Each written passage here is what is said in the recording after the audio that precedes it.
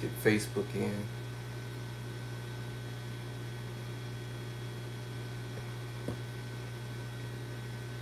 All right, we got Facebook in, and let's see if I can try to get TikTok in, and let's get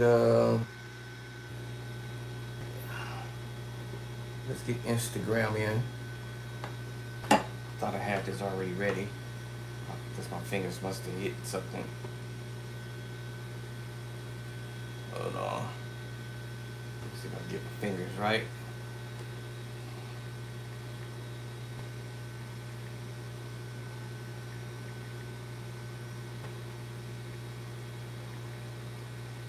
Alright, so now Instagram coming in. My book fall down again. Alright, so now we got TikTok, Instagram, Facebook, YouTube. What's up, y'all? This is none other than your boy Bishop Drakester, aka Andre Clark. Book filled again. Alright, y'all can see it says play by sight exercise.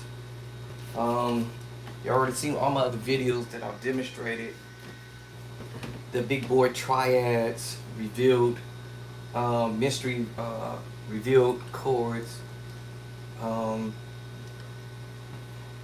Speaking about how other musicians may or may not to show you what they're doing, how they do what they do.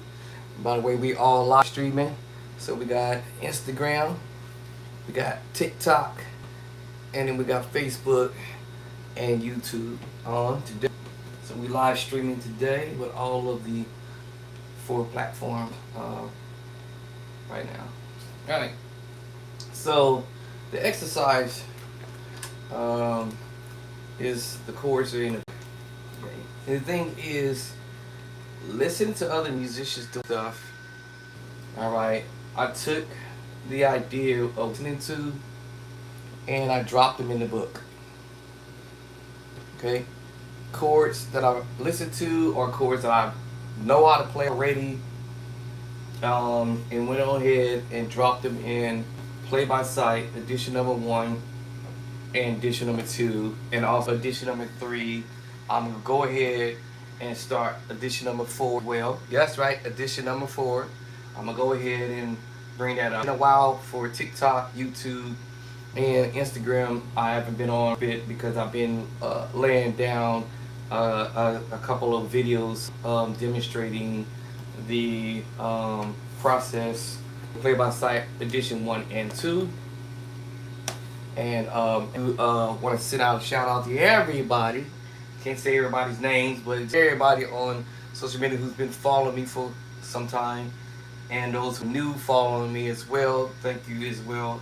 That's my shout out to all of you guys, and then also to everyone who's already purchased their books already. They're flying off shelves right now. I say on demand on Amazon right now. So go over to Amazon. I did hit most of you the link. Alright, but you can type in my name, Andre Clark. Go to Amazon. Alright, type in my name, ANDRECLARK.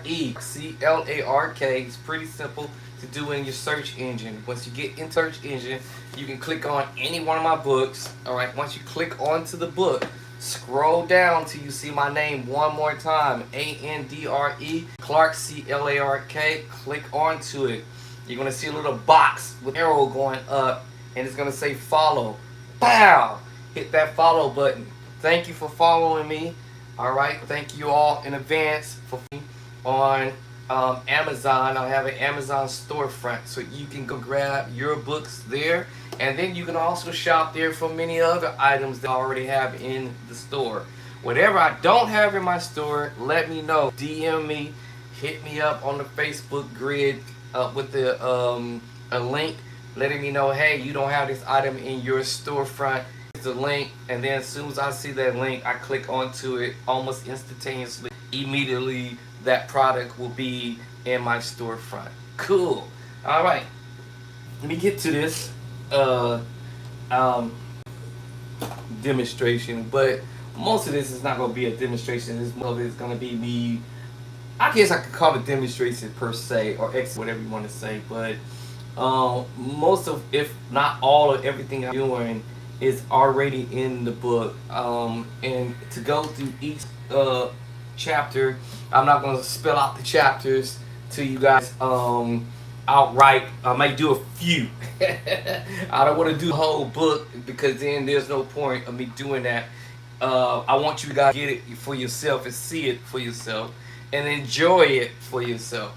Now, I do have the physical copy, which is the hardcover, and then I also have the paperback. I left it in my trunk of my car. Should have brought it with me, but I have the paperback as well. And we also have digital download versions as well to your iPhone, your Getro phone, or whatever type of devices that you may have, computer, all of that. It can be downloaded to your device and you go ham on that stuff. So basically, what I wanted to do was when I'm playing stuff or whenever someone else is playing something, whatever it is, I have taken those chords and have already played in the book. This way, when I hear it, I already know what they are. Why? Because I'm the one who put it in the book. Why? I'm the one who actually sat here and put it together.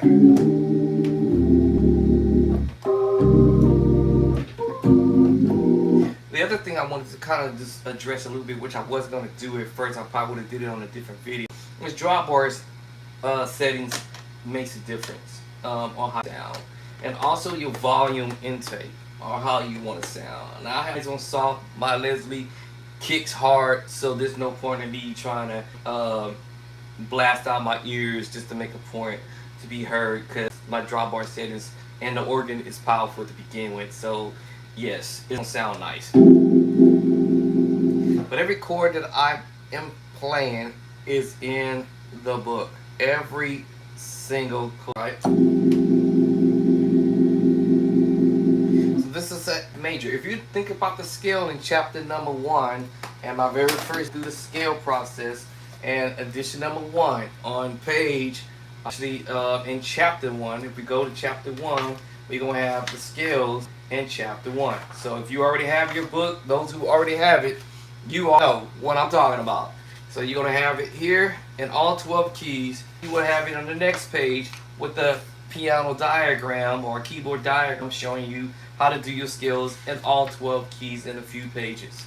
Thereafter that, we go to the triads. All right, I call beginners triads, but at the end of the day, those triads turn into big chords if you know how to use them.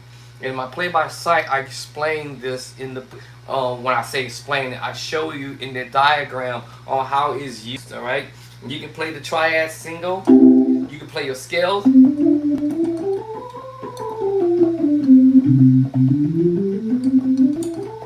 and all 12 keys, your triad, and all 12 keys, right?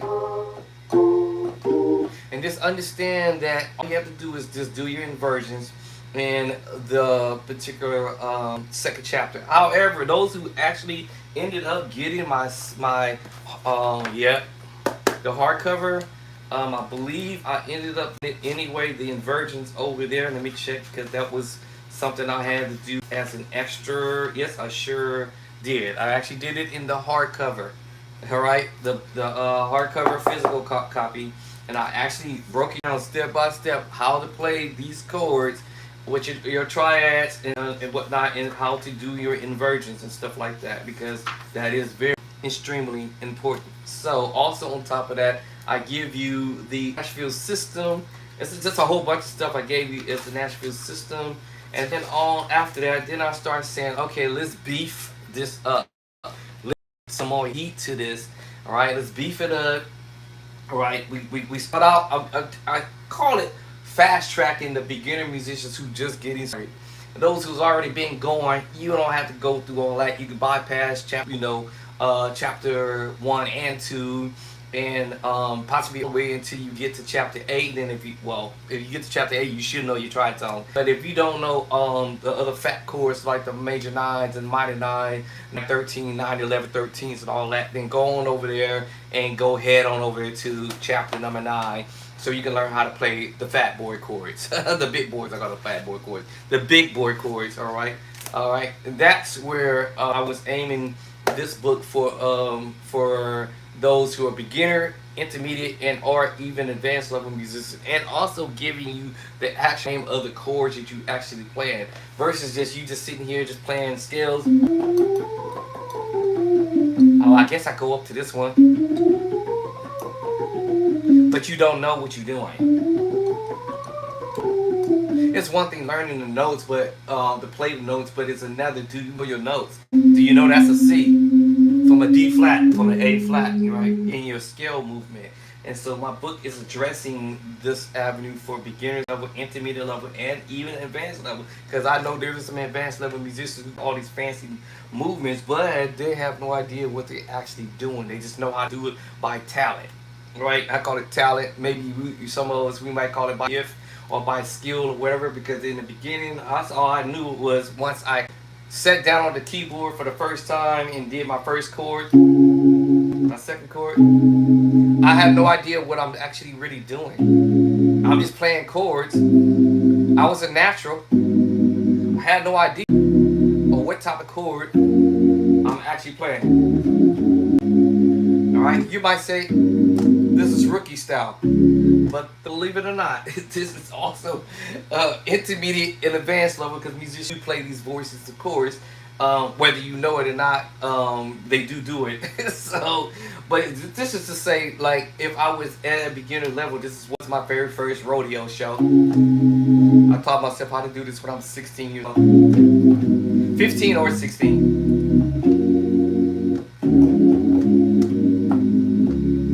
And I did address the drawbars, how to set your drawbars. I remember a long time ago, well, I was a natural. When I said natural, when I used the word the natural, I looked over musicians' shoulders and saw how they were setting up their drawbar settings. So once I got the people that, then I understood, oh,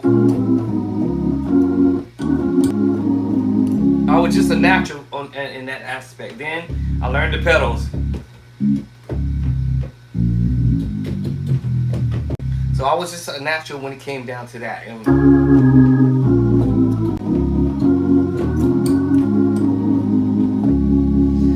Now, when I first started playing the organ, I had my drawbar set up like this, literally. But that was when I was running 11. And then of course, as I said earlier, other musicians' shoulders, and I will play my drawbar settings out. The 2 brown ones out, 2 white ones out, 2 brown ones out, 2 white ones out. And then later on, over time, I start figuring out, pull them all out, depending on what you're trying to do. All right, but I had kind of learned that, you know, the left hand was the upper main.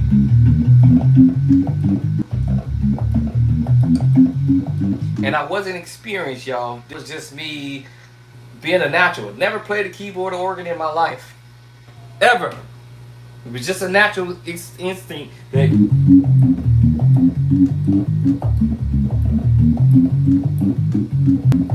alright, it was just a natural instinct.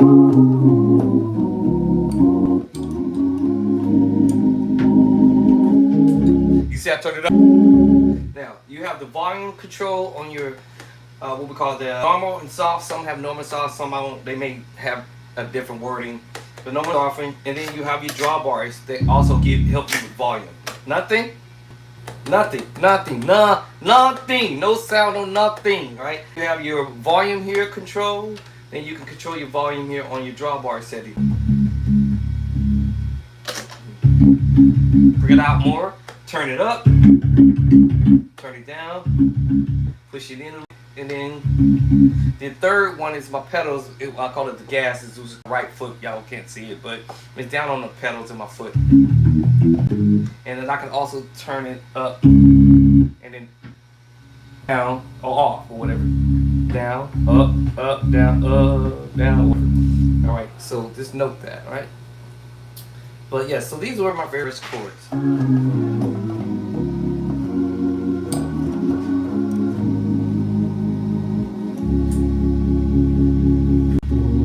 And these are simple triads. Triads, all triad. Triads, triads, all right?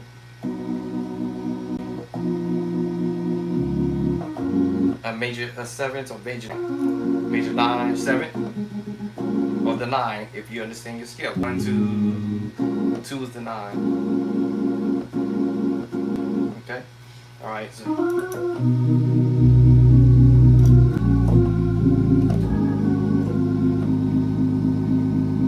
okay, and so those are your simple triads that I want to work with you guys on. And every chord I'm doing, every move I'm doing in the book. Excuse me 1 second. Let me close the door. I don't want to disturb the wife.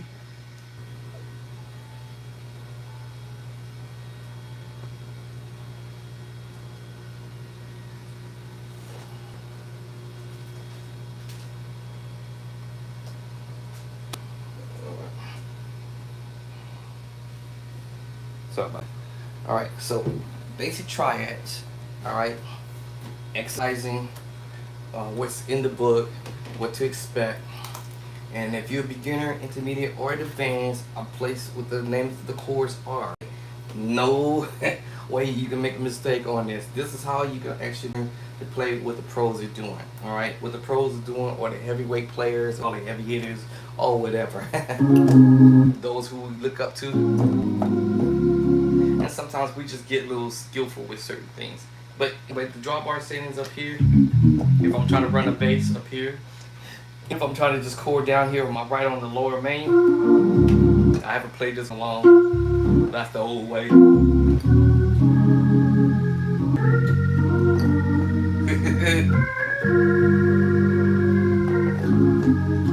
That's if I'm singleizing the chord. That's the old way. But I don't play that way no more. Right, so now everything that I'm doing now is I'm allowing my pedals and the foot movement, and then let my left hand and right hand play together. We call those chords, or whatever y'all want to give it. The drawbars matter. Okay, now because I have my drawbars pulled out, one with the 2 brown ones out and the 2 white ones out, I have to play the voicings of chords up on the menu, which means now y'all see me leaning. I'll slide over just a hair so I can be kind of in the center of the keyboard somewhat, not quite, but kind of. If I was centered in the keyboard and playing my drawbars with the 2 white ones out like this, then I'll slide over slightly, and then now I'm centered in the middle of the keyboard, which now makes my hand drop here. But if I'm not centered, I have to slide over just a hair, and then I'm just slightly off of the center of the organ. If you're a musician, when they play and they doing this bending, it's because they understand that, hey, you know what? If I'm centered in the keyboard, I got ways to still move.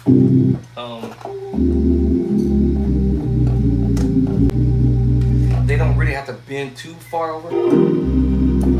Actually, you don't have to really bend at all. You just reach over and go to your voicing, of course, versus if drawbars will sit here, I have to slide over, and then that way I don't have to do the leaning.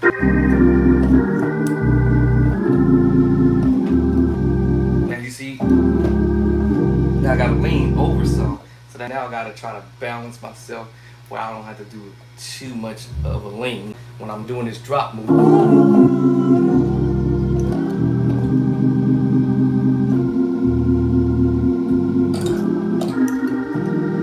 Been a while since I played the voicings of chords upward. Now it's only because I got my 2 brown ones out, white ones, and even if I bring them all out, then now I have to shift my body a certain way.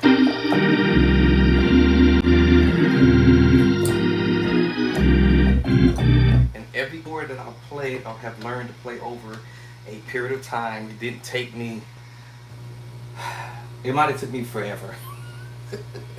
Some of us may get it immediately, some of us may not get it as fast as others. However, once I got some from a particular musician that gave me some ideas, then I kind of took off with it and said, okay, all right, now I understand. You know, drawbars do matter. Okay, how you want to set them up, it's all up to your sound and what you want to put in your ears. I already always had the sound I wanted to hear play because I heard people play a certain way, and I'm just playing triads, yo, triads. It's in the book, right? Triads, chapter number 2, triads, and we call this mix match chords. I'm just mixing matching the triads together, right? I want to say this without not being disrespectful, but I would say that using a little bit of common sense, I would say, but if you don't know, you just don't know. All right, so what do we mean by mixing matching triads? All right, I could play an F triad on the bottom and whatever in the version, group position. All right, the second, group position. All right, and then we can play this in the second version, or we can play it in the root position, first version, or the second version. So it depends on which inversion I want to play. Voicing in the left hand, and if I want to play the triad, another triad, which is the C triad at the top. If I want to do inversion, so we have group first and second inversion. So I can choose any direction I want to use this as. Group position of the F scale. Now here's something I want to say, and I don't want to be with it, but I do hear musicians say this a lot, and sometimes I get a little irritated by them saying this because for the years I couldn't understood what they was trying to get at. But here's what I want to say is, and I'm not bashing anybody who does it or is doing this, but it is annoying. But they used to say, hey, learn your skills will translate into chords. But a lot of people don't understand that, so I'm going to explain that in a better way of saying it. Learn your skills can translate into chords, but this is how you do it. Okay, y'all. So here's my scale. F scale 1, 2, 3, 4, 5, 6, 7. Right? F, G. Y'all get here's the scale. All right. Instead of just ooh, but nobody understands what you mean, because I hear people doing this and they go and playing a chord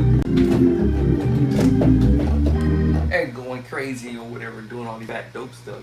And I'm not here to rebuke anybody. I'm just saying it just irritates me when I hear people say this. And for many years, I couldn't figure out what do they mean by that. Learn your numbing system. If you learn your skill and numbing system, it translates into chords. If you don't understand what they mean by translating that into chords, you will be definitely for sure lost, like I was. Now, I was only lost to that understanding. At the end of the day, I knew how to play chords. That was the thing. I already knew how to play chords. When I say I already know how to play chords, it's because I just sat at the organ or the keyboard. But I just didn't know exactly what I was doing. All that. I just didn't understand what that was all about. So now that I got the understanding, now I want to help some of you guys understand what they're saying. It's hey, learn scores and your numbers, learn your skills and the number systems. What I tell y'all in chapter number 1. Chapter number 1. Then chapter number 2 is going to start explaining code. But how do you develop them is that you have to understand that, hey, okay, I'm going to use it scale like I did. 1 is F.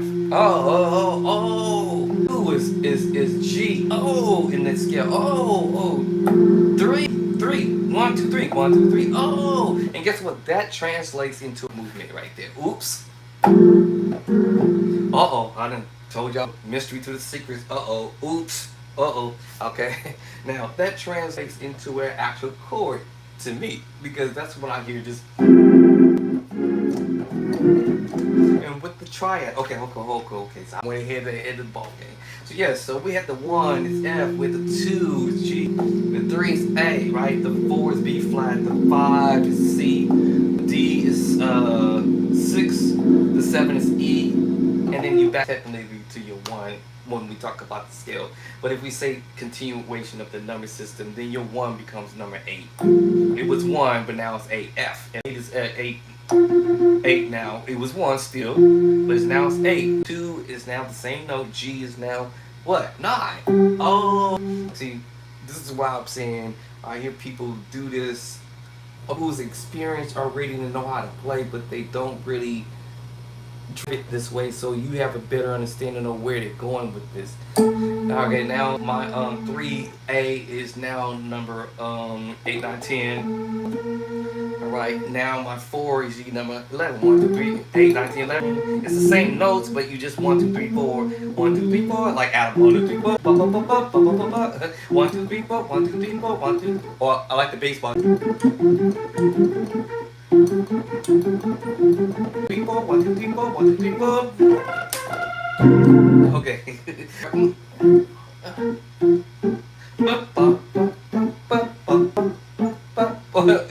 That's what you're doing. But you just start on the 4. 4, 1, 2, 3, 4. 1, 2, 3, 4. 1, 2, 3, 4. 1, 2, 3, 4. 1, 2, 3, 4. 1, 2, 3, 4. 6, 7, 1. But you have to know what your scale notes are in all 12 keys, which I explained in chapter 1. I ain't gonna do all of the keys, but I just give you the heads up. That's what they're saying. Alright, now you can translate this chord movement, because now I can go and play it 1. Alright, skip the 2 for now and then go to a 3. And let's skip the 4 and jump over to the 5. Now I have an F major triad. Oh! See, now it is explained to me as a student. Oh! Okay, let's skip over to the 6 and the 7. Now I have a major 7 voices. I had a triad. Now let's do the inversion first. So let's do 1, and then we have the 3, and then we have the 5. We know it's F, right? And then we know it's A, and then we know it's C. But the number system says, okay, that's why people say learning your number system, because it makes it easier. But you need to learn your scale notes this together with the number system. So I got a 1, 3, and 5 triad. Oh, do inversion? Yes. All right. So you just take the 1, and you have it at the top, and now you have it. 3, 5, 1. Oh, that translates the scale. The number system translates into chords. That's how you get at it. Okay. Now we have the 3. We have the 1. We have the 3, the 5, and the 1. Now what can I do an inversion on that? Yes. Then all I have to do is move my 3 to the top, and now I have what? 5, 1. And if you hear a song go, oh my God! Did y'all just hear what I just did? All I did now was in the scale, I added the 2. I added the 5, 1, 2, 3 chord. What? Bishop Drayson, you better stop all this craziness. Now, listen, if you understand the scales and the notes, right, the scales and the number system, then the chords is going to make sense to you now, because now you can create your triad. We call it major triad. And do an inversion.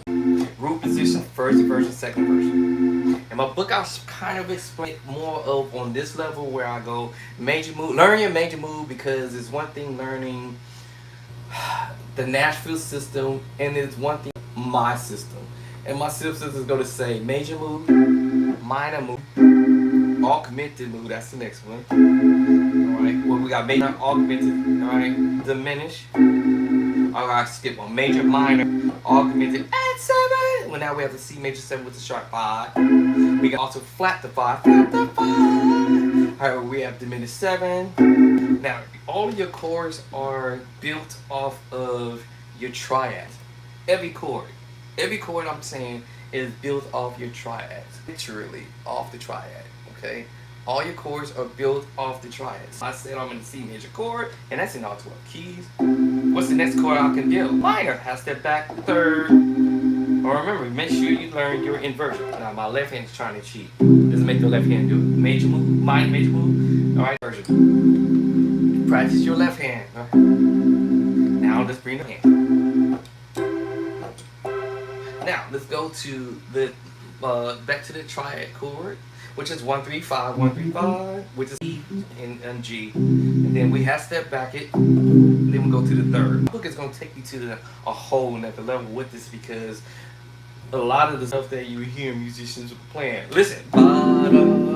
I'm telling you, major, minor, augmented, diminished 7, major 7, sus2, your dominant chord maybe, and sus2, sus4, the 7 sus voicing, and the tritone. That's the formula I teach in the very first book.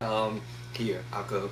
All right, so when I give you that, you can take that idea and go to chapter 9 moving forward. Is how I derive with the rest of the other madness over there moving forward. Because I said, well, since I learned my triads, whether it's F triad, whether it's C triad, A flat triad, B triad, A flat triad, or G flat triad, G triad, A triad, B triad, and learning all 12 keys. Now, a lot of us like to do the chromatic move, you know. When we learn our skills, we like to do the chromatic, you know, which is okay, you know. C, F, G, A, B, C. Now, you should be able to really actually do this even before you even touch the keyboard. In other words, when I'm saying you should be able to recite your notes already. C, D, E, E, F, G, all right?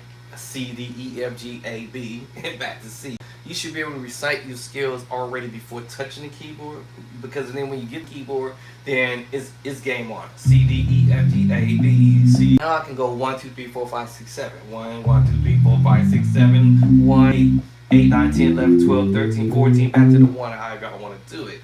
Because now it's all repeating. Everything is repeat. Everything's going to repeat. So from C in the organ, beautiful about the organ, from C, and it ends on the C. That's the beautiful thing about the organ, that it starts on the C and it ends on this half bump down over there.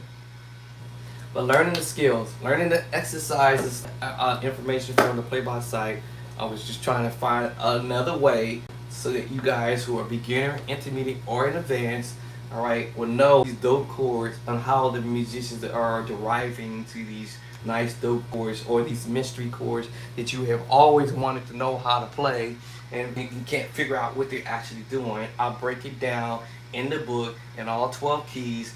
Anything that is being applied, anything that somebody's doing, or is going to be dropped in my play-by-site book, edition 1 and 2, and my third one. I'm trying to see if I can get it published as soon as I get some Mucho Tuneros in my pocket. All right, and then I will publish my third book, and I'm going to work on the fourth edition too as well. And also, while I'm at this, I'm going to give a shout out to everybody who's been following me and who already has purchased your books back in 2025, and all the way up to date, year to date. I want to give a shout out to everyone who's already got the book. I really love to hear what y'all doing with it, and learning these chords and playing them and applying them to whatever it is that you're doing at church. Now, I want to do this, but I'm gonna go ahead and do it. So basically, if I want to learn a song, or just I already know a song, but I want to add something to it. As my grandson saying, Grandpa. You know, I want to add something to it. Right now, I might play, let's just say, the most extreme, simple way possible. A song, I Love You, Lord. Let me see, check my Dropbox. I Love You, Lord. All right, and I'm gonna go diminish up. It's in the book. At chapter 2. Then I want to chapter 3. Then I'm going to diminish. Then I'm going to the minor, chapter 3 as well. Then I'm going to chapter 2, triads. Every plan is in the book. Triads. Alright. Now, you heard me say the big board chords, the triads, the big board chords. The musicians out have figured out an idea of making the chords sound bigger or fat or whatever y'all want to call it, a dope, or off the hook. Turn your head, raise your eyebrows, or slap your mama. I don't think I want y'all slapping your mama chords or whatever, but y'all mean. But they have figured out some ideas to play, to revoice. You know, so let me see. I love you, though. All right. And all I'm doing is out of the scale of C, D flat, 1, 2, 4, 5, 6, 7, 1. All right, I have to learn. Okay, what kind of chord can I put with this song? All right, triad. Okay, I want to do a diminished up. I want to do a passing chord, diminished 7. Then I want to do the minor chord going up to the 2, and then I want to drop down to the 5, A flat. And remember, you could invert it. It's all up to you on how you want to your voice, your chords. You can start it wherever you want. I love you though. The bit is up here. Remember now, that's another thing we do is we do inversions. All right, so we do inversions. Keep that in mind. Musicians should be doing inversions, right? You know, and then sometimes you hear drop two. Oh, you hear all kinds of different things being played. All right, the 7/13 drop or whatever, the -7 drop, the major 7 with the flat 5 drop. You're gonna hear all kinds of stuff. But once you see the chords in the book, I'm gonna be tripped out because I was like tripping out when I did it. And like I said, bars matter. Now, if you want to do your drum bars like that, that's your preference. But if you're trying to sound smooth, switch up your drum bars to the two whites. I'll do a video on that today, but I just use this as an idea. Okay, and if I want a little bit more brightness, I'll just switch over my drum bar settings and kind of brighten it up a little bit. First, I'm mellow. Then I switch up, go back. Of course, I'm not gonna do that throughout the song like that, but just so you got an idea. Then that's when, now in the song you might do it one way the first time around. The second time around you might say, okay, all right, let me pull the drum bars out, set it up, set your organ up, set it up on how you want to get at it. All right, and for each time that I play the round, because of course in they like to sing the song. The verses 1,000 times, so I'd be like, oh my god, okay, all right, hold on, let me switch up the drum bars. I might start it this way. I love you, Lord. I love you, Lord. I love you, Lord. Today in the book, all right, now this is where I go over to play by side edition number 2. All right, so we did the triad, we did our scale. I should be able to play some of the songs or the majority of anything that I do in all 12 keys because of practicing my skills and learning my skills in all 12 keys. Now, it's one thing playing it, but just remember, y'all, learn the notes. Flat 1, all right? C1, D2, E3, you know, call it out. F is number 4, G5, right? Number 6 is A. Number 7 is B. Okay, I'm gonna go and say 8 now is C now. Now it's in my head now forever. The D is now 2, 9. 2 is 9. Now my 3, it was E is now 10. My F is now what? 11. It was 4. G was 5. And now it's 12. And so forth and so on. And then I will practice that in the next key up. D flat is 1 or C sharp 1. E flat or D sharp is 2. 3 is F natural or E sharp. Depends on which key signature you're in. F sharp is the 4 or G flat. 5, A flat or G sharp. Number 6 is now D flat or A sharp. And number 7 is natural or B sharp. Y'all get the point. I ain't gonna do all 12 keys. But this is my point I'm trying to get you to understand. Know that your skills do translate into chords. But if you don't know how to create the chords, and it makes no sense at all because now you don't know how to create the chords from the scale. But I just showed you how to do that already. And basically all I said was, let me just do it the left hand. My left hand was a 1. Remember the 2, 3, 4, 5, 6, 7. Create a chord and I said, okay, I'm gonna do every other chord. C1, every other chord. That's 3, every other chord. G4. Now I have a major 7 voicing. Oh. Alright, see what I'm saying? Oh. So that's how you create chords from the scale in the number system. So basically, if I took the scale wording out and say learn number system, but that will be confusing because there's no numbers on here and then there's no scale notes on the keyboards. That would probably make no sense. But I would just say after I've already learned my scales, then now I can use the numbers in my mind because most of us remember numbers versus letters. Alphabets or whatever. I really almost honestly see somebody tell me, oh man, I want you to see over here, and I'm A, and I'm gonna F, and I'm gonna go to D, and then to the C. I almost don't see nobody doing that in the zone, I almost would see it easier to be say, hey, 1 to the 5 to the 4 to the 1. That's a lot easier to remember versus trying to memorize. Oh, go to the C. Now go down to D. Hey, hey, hey, hey, hey. Oh, they go to B. And then go to F. You know what I'm saying? And then G. And then D. And C. Yeah, I mean, the logic behind that, I can't really see a musician out there doing that because I feel like you'll be fighting against yourself trying to do that.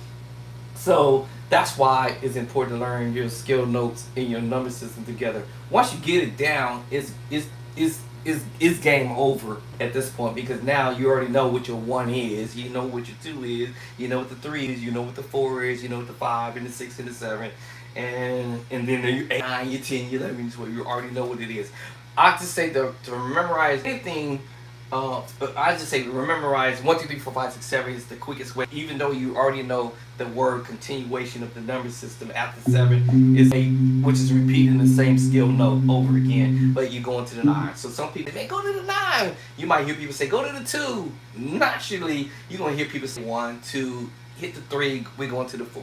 So if I say we're in preaching chord, let's do C. Can I get a witness? And we're gonna go in and do this in my preaching chord voicing in the key of C. That's my vocal tone. So all right, we going to the 1.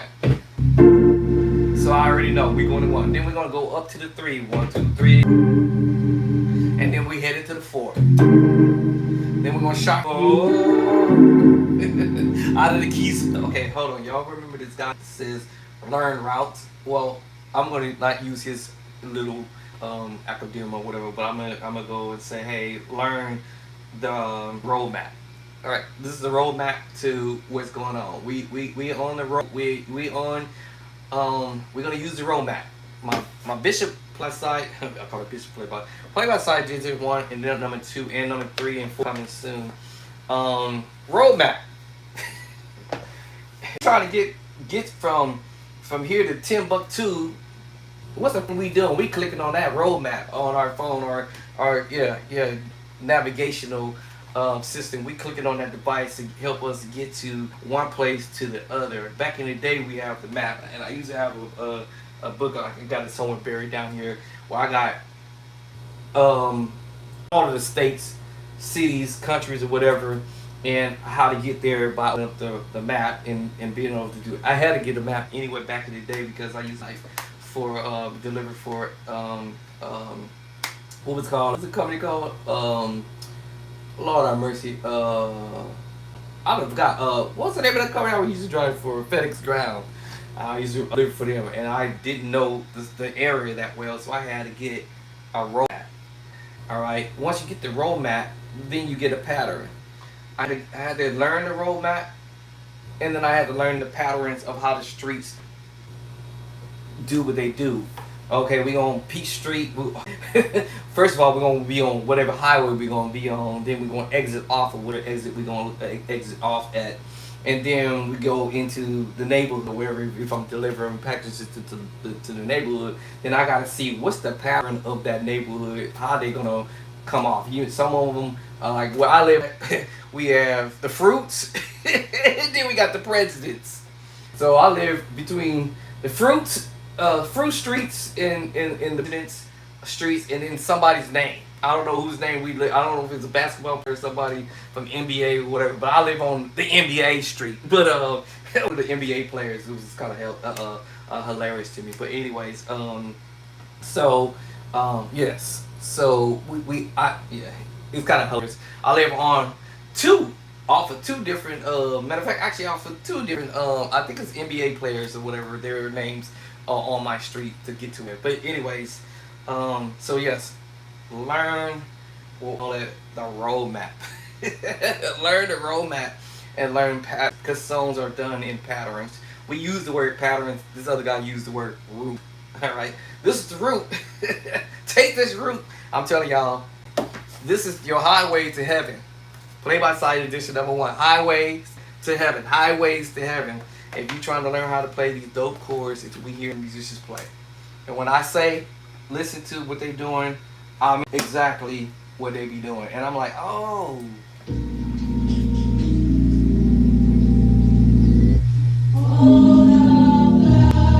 What's the rollback has to say to me?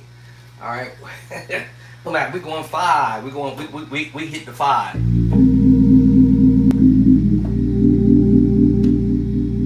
and then now we're going to hit Highway 1. So 5.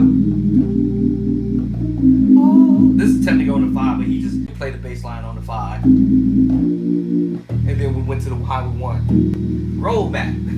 All right, so I'm not gonna steal the other guy's idea of him saying route. This is all about pattern, learning pattern. But once you get on the road, once you get the road map, you're gonna see these chords in the book. It's the 13 sus 4, 13 sus chord.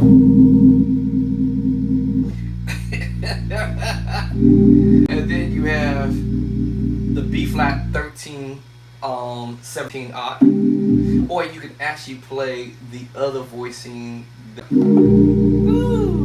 That's the 13 odd. This one is the diminished major 7 voicing, and we did this on the 5. Now if I say let's go to Highway 5, Highway 5. We still on Highway 5.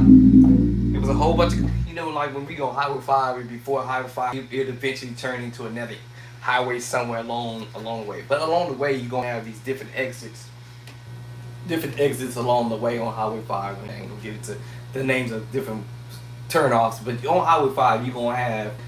So this is the highway we on, the route. Well, this is the route. Now we're going to the 1. Highway 1. All right. Now we took exit. We're gonna take an exit 3. We're gonna take the exit C3. Oh, actually, matter of fact, we're gonna take the exit G3. Took the exit. We got off Highway 5.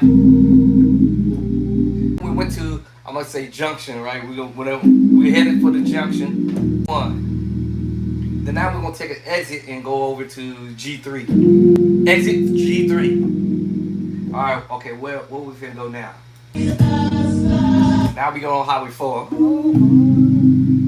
On Highway 4. Highway 3 to Highway 1. Exit off at G3. Now we're on Highway 4. Now when we go back to 5 again, of course, there's a different kind of 5 we might go to.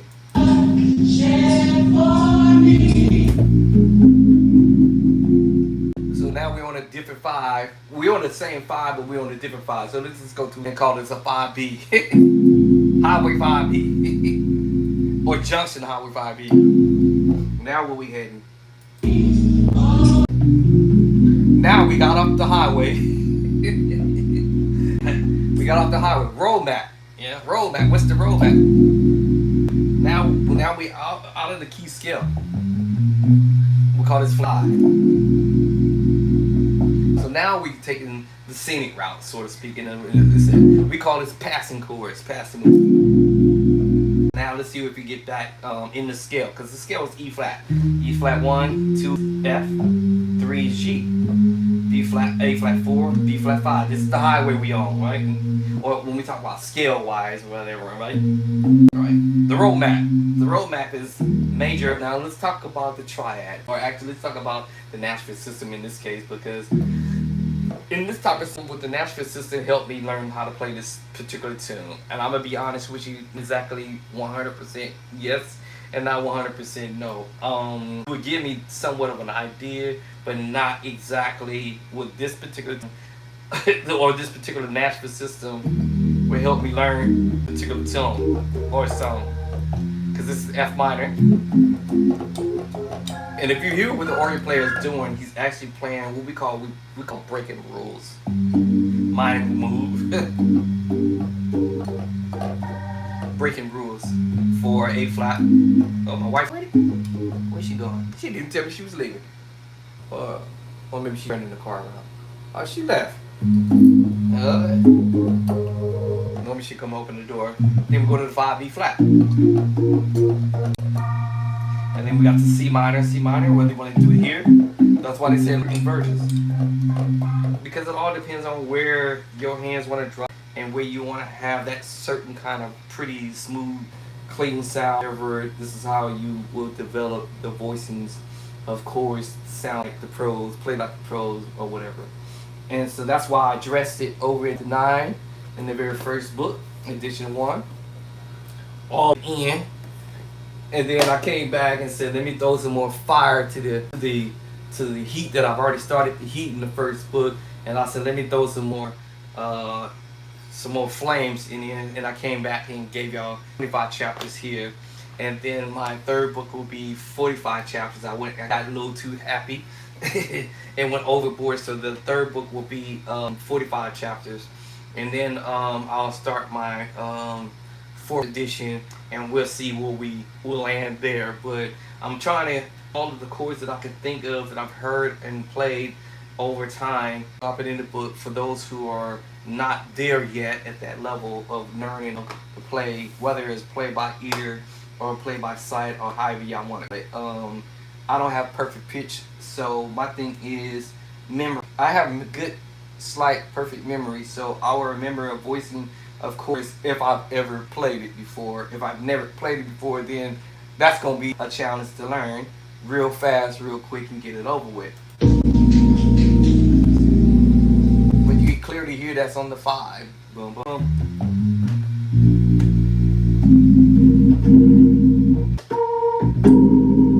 And what he's doing is using the triad.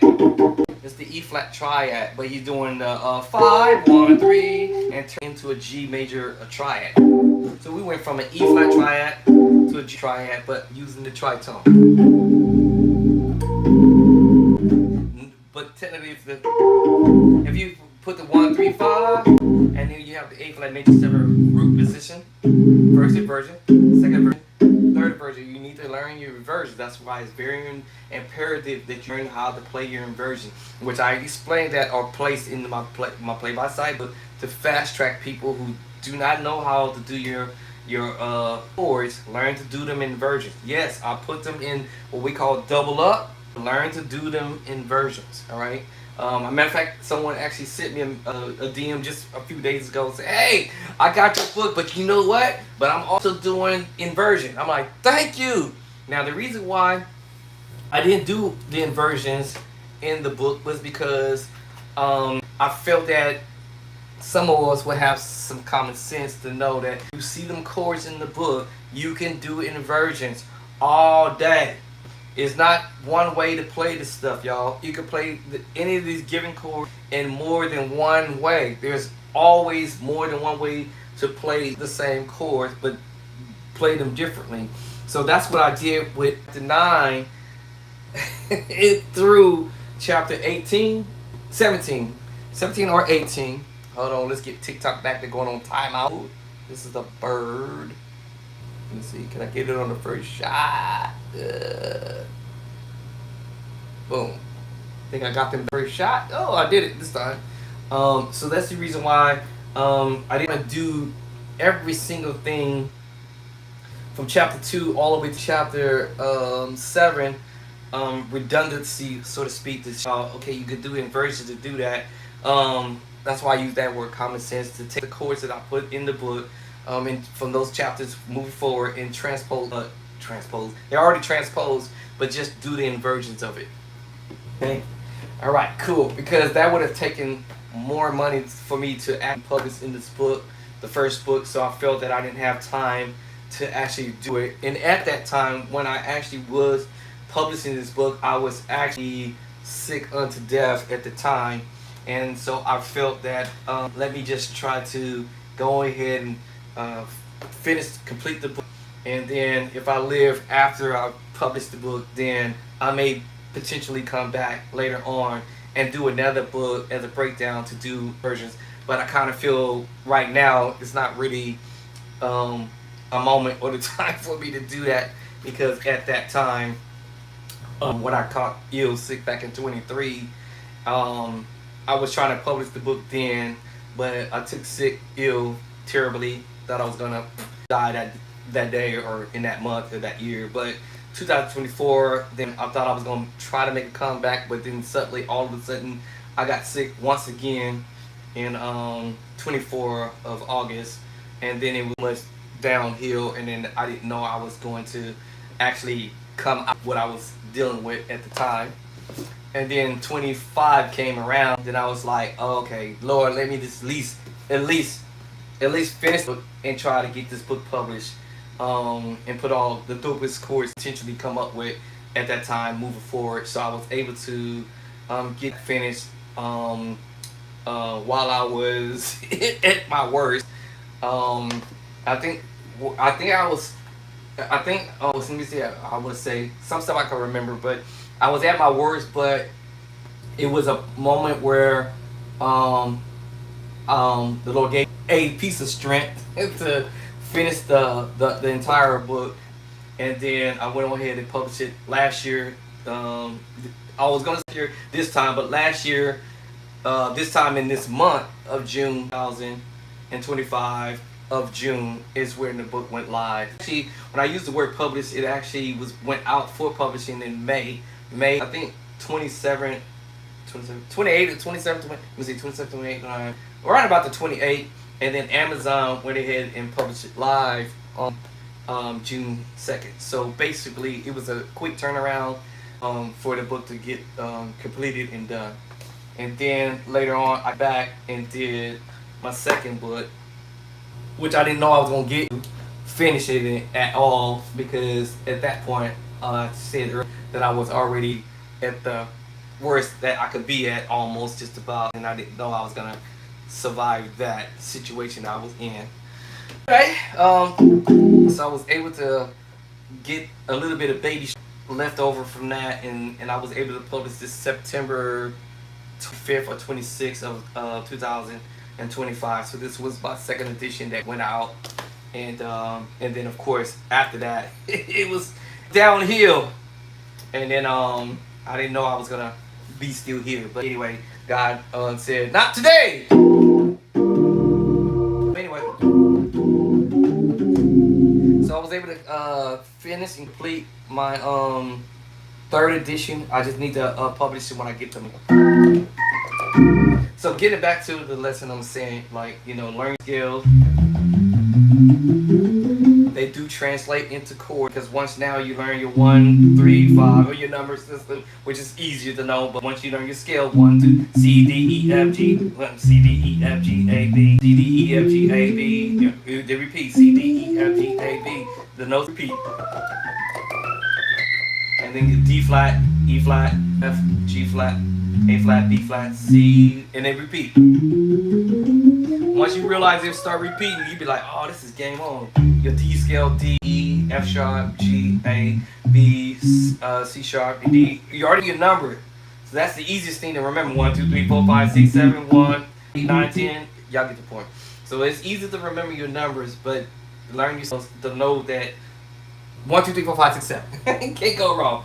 E scale or E flat scale, 1, 2, 3, 4, 5, 6, 7, 1, E flat, right? F, G. You're gonna find something that's gonna repeat in each scale that you go to along the way. You said earlier that it's key scale, you might repeat the same notes again in the same in another key. That's another secret. All right. Yes, I said that. You're gonna find some of the same notes that you had already hit in one scale to another scale. You're gonna repeat the same notes along the way in all 12 keys.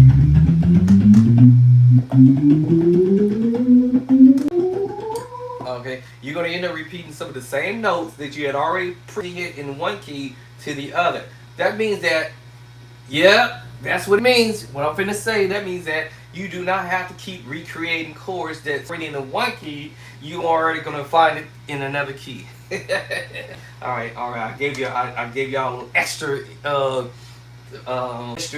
mystery to the secret to the mystery there, and it took me a minute to learn that. Like, what? Oh snap! I don't have to recreate chords. This chord I can put over here in this other key. Chord I already know how to play in this key. I can put it over here. Oh snap! Okay, yeah, that's all right. So that makes things easier too. Now in organ, how I look at it is I look at these 12 notes. This is my low range, low range. The next 12 keys is my low range, and I call this my mid range, high range, and the highest range. And then when I'm listening to a musician doing something, now I have that understanding. I have 5 fingers per each hand. That makes it another easy challenge over with. Okay. Now I have to understand or listen to where is the musician placing this chord at. It wasn't here. It wasn't here. It wasn't here. Y'all see? It wasn't there. Oh, and remember, it all has to do with the way you set up your drawbar settings. Now, what if I have my drawbar settings with the 2 white ones, the 2 brown ones, and 2 white ones? Will be here. But because I have a drawbar set inside, versus inside. Oh, where was it ranged at? In the low range? Or the low range? Yep, the low range and the mid range combination together. Oh. Now, when he first started out the first chord, it says, is it in the same spot? Now, I used to do this.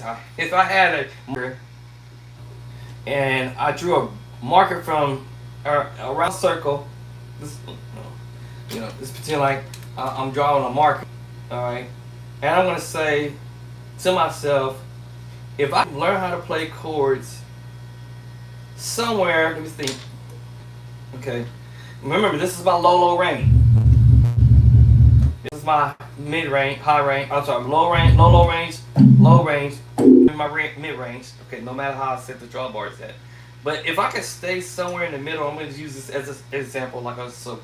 I'm going to call it the bullseye circle. And if I can range chords from maybe it's E to F, maybe I hope. Let me see. I'm gonna go to G, just in case. But if I could play voicings of chords in the middle of the keyboard, that part.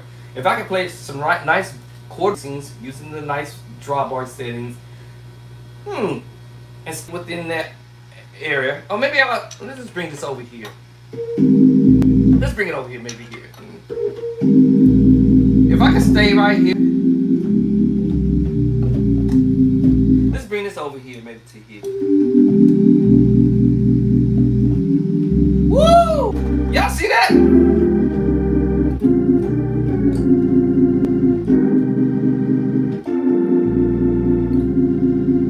I ain't crossed over. I haven't crossed over. Alright, now we can talk about disciplining. Now, remember, we talk about creating chords, how to do this stuff. Is basically you need to learn triad.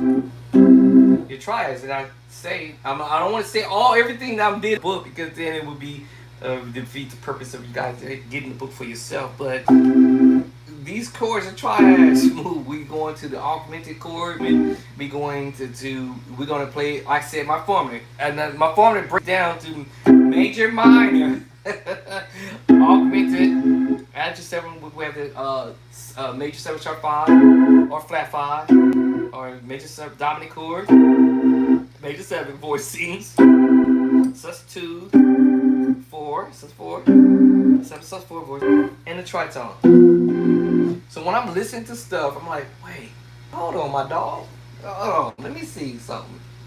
Is it something I have to learn new, or is it something I'm already familiar with? And meaning, now every chord I just played, I would have put them in all 12 keys. Whether it's my triad,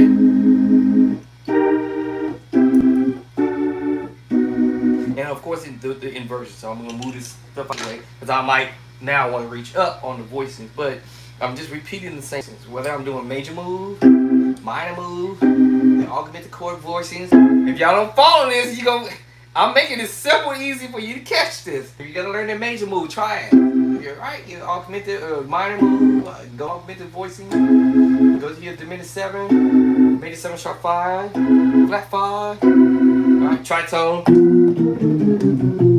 Learn this stuff. It's all in the book. I break it down to you in all 12 keys. And next you know, you'll be sitting there thinking like, wait a minute, hold on, my dog. Oh, that's what got me when I did this. I said, oh, root, first, second, oh, minor triad, let me try it. Oh, duh.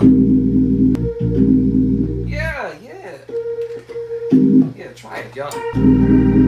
But he's doing it. He's a 5/4, and then he drops it down to a G triad.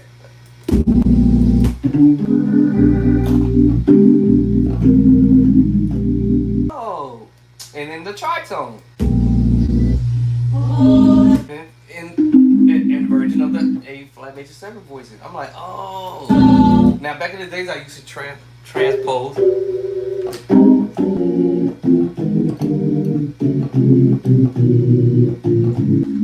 I used to transpose, and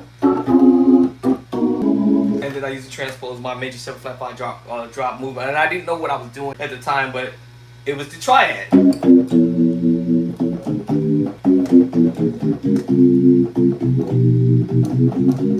Alright, and then I started learning now that what we call, I had no idea I was already doing it, but yeah. And then I started learning to play the major 7 with flat 5. And then the 7/13. I had no idea I was doing the major 9 drop. And then you have the minor 9 drop. And I had no idea I was already doing this. Now, I explained this in the book as far as chords and stuff like that and how to use them. Now, like I said, this song, I Love You, Love. I love you, love. Every chord in the book. To the 7. Now, all I did was one up. Out of the key scale, to the 2, 5, 7, 3, 6. Every chord in the book, literally. Alright, chapter 2, 3, diminished up. Minor of chapter 3, chapter 2. Now we're going to go to the new book. Alright, when I go to the new book, my next book, we're going to go to chapter 7. Which is the C7 sharp 9 flat 5. Or we can do the sharp 5. Or both. Which is chapter 9. And then we're going to go to the minor 11 with the flat 5, which is over here. I think it's chapter 16. I always get it mixed up. Let me make sure it's 16. I always keep saying 16, but let me see. Let's see if you both got it right. Chapter 16. Oh, okay. I guess I was. Let me see. Actually, it is chapter 17. Actually, my bad. Okay, I was chapter 17, minor 11 with the flat 5. Now, if I say we're starting to add the bass line to the move, that changed the name of the chord because now on this F,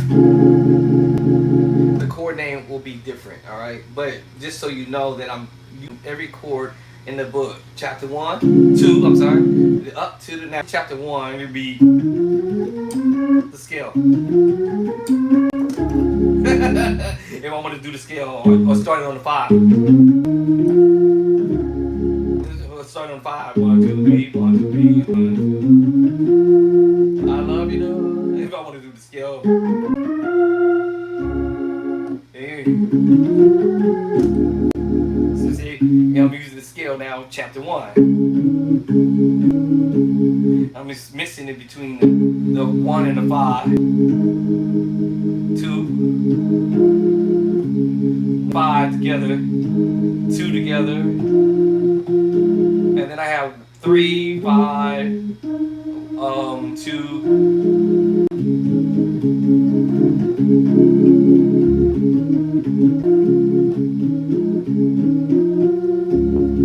How do you want to do it? 5, 6, 7, 1, 2, 3. Diminish up to chapter 2. Minor move over into chapter 2. 3, I'm sorry. Then 2, chapter 2, then and then that brings me to chapter 7 with the second edition. And then it brings me back to chapter 17, the first book, and then major 9, which is the chapter 9 in chapter 9.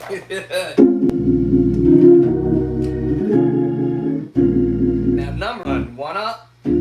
We say +1 to the 2, to the 5, to the 7, 3, 6, 7, 3, 6, 7, 3, 6, right? I should be able to play that same voicing in all keys if if I practice. Now the game plan is learning the roll. All right, what's the roll, Matt? And learning the pattern. Not the other guys use the word route. Or he used the word route. I'm saying learn the roadmap to the madness, because what I put is in my roadmap.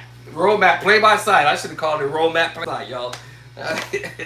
Roadmap play by side edition 1 and 2. 3 will come in and 4 will come up soon. So yeah, 7, 3, 6. Right? And I should be able to play that same voicing or same movement in the key of C. Up, 2, 5, 2 to 7, 3, 6. The same thing. 1 up plus 1, 2, 5, 2 to 7, 3, 6. See, now I have learned the number system behind the madness, but I'll also learn chords to put with it. If you don't know enough chords, or you don't any chords, or you don't have enough chords to apply to what you're trying to do, my play by sight got you.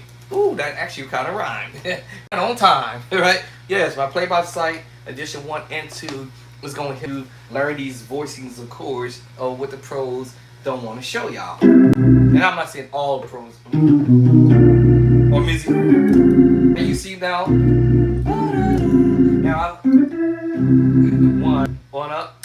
Alright, and I'm going to diminish up to the 2, 5, and then I'm going 7, and 3, and then I'm ba-da-da. See, now I can use the other voicings of chords in the book.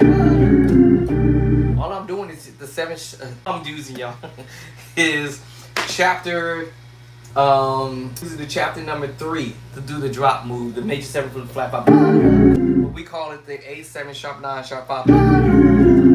Actually B sharp 9, B flat sharp 9, and then A. I'm just doing the drop. If some musician out there end up playing some stuff, believe me, I can use the secret voicing movement, or I can use the triad movement, or I can use the sus4 voice. Secret sauce voice. I can use any of those voices because why? I don't know. I don't care. No, but they work. And then we can use the augmented voicing, the major 7 with the flat 5 sharp 5, but it's actually major 7 flat 5 sharp 5. The chord. It's the same. But I'm now raising up the major triad up to the augmented chord. And add the 7. Woo! Alright, yeah, if you want to try to play like the pros, sound like the pros, you got to understand the game plan. What kind of chords can you put with the 1, the 2, and the 3, and the 4, and the 5, and the 6, and the 7, alright? And then once you learn specific patterns of chords, progressions, now my chords in the book is going to help you learn the play chord progressions, basically, because every chord I put in the book are from chord progressions. I'll say it again, it's from from song. Just me listening to somebody doing something like this on the 5 or wherever, on the 3 or wherever they're going. I'm like, oh, bruh.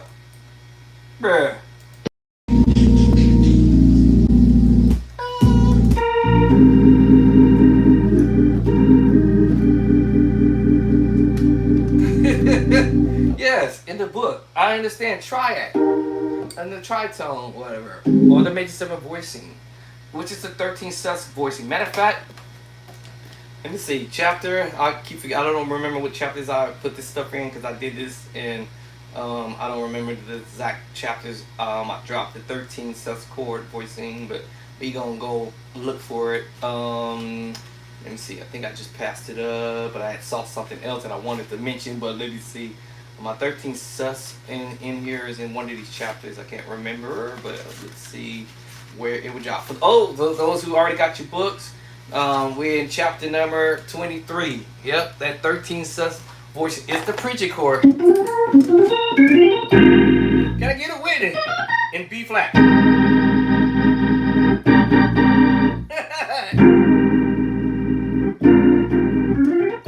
Yeah, it's the preacher chord. It's the preacher chord in all 12 keys, matter of fact. 12 keys, matter of fact. The 13 sets of voices. In all 12 keys.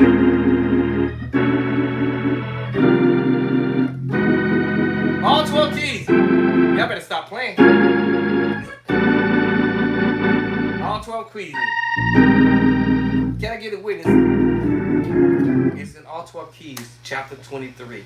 Right, I don't want to give you all the but anyways, yeah, so when I'm doing this book, I said let me come with this idea of dropping chords in the book to make give everybody an opportunity to be able to learn how to play this chord. Y'all know how somebody church and you hear somebody doing something, you be like, yo, cuz, you know, what's up, you doing? My name is Woo Woo, whatever, and then you like, yo, I'm trying to learn how to play some stuff, man. You really play nice, man. I really appreciate you, man. You know, can you show me some chords? And the first thing they gonna say something will say, I mean, I got you, man. Take my number down, and you trying to call them up, or you trying to text them, and they will never get back to you, man. You owe me, and they don't never show you. Okay, I'm taking that equation out the window. So y'all running into people like that. That's okay. Don't trip. I've been there, done all that. I know what it's like. So we're going to take the mystery foolishness out and we're going to expose what the actual chord being played, and you will now never ever have to sit there and be begging people to show you how to do it. Alright? For those who taking lessons, you can still take your lessons if you want to, or you can buy my books. Because my books is going to have these chords in there. And if you're trying to learn how to play a song and you're trying to figure out what the chord is, as they say, no fret, no worries. You. And I ain't talking about I got y'all can't get me. I'm talking about y'all going to have the book, all right? I'm dropping them in the book like they hot.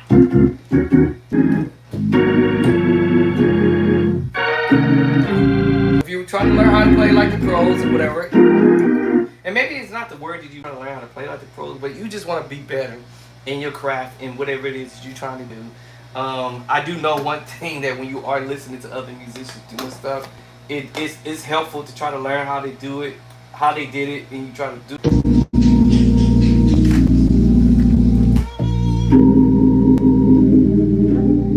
The more I do it,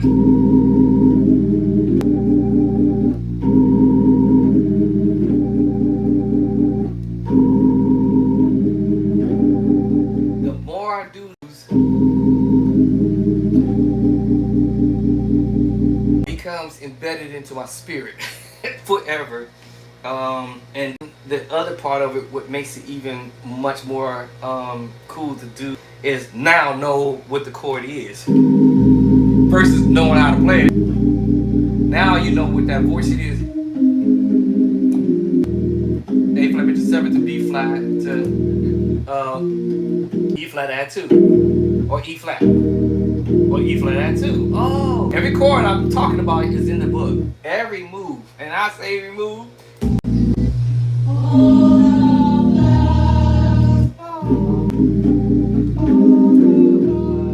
Every chord in the book, y'all, literally.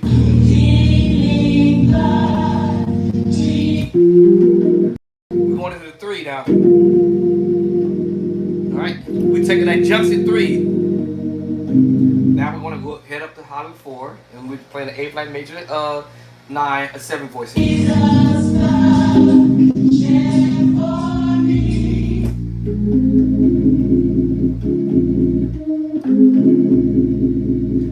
My ear might hear it, but it's a triad. 2 triad chords mixed together. And then we go up to diminished 7.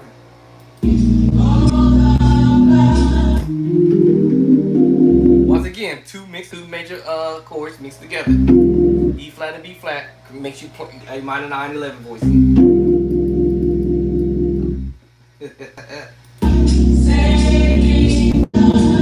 I don't have to have perfect pitch, but I hit the bass on. While he's holding that voicing, pedals, back to it. E flat, this is technically E flat, E flat add 2, but because we're on G, it's a G minor 7, 11. I didn't know this stuff at first, y'all, so I learned this by listening to Cordy, looking at Cordy, and Cordy's let me know what kind of voices or chords I'm doing.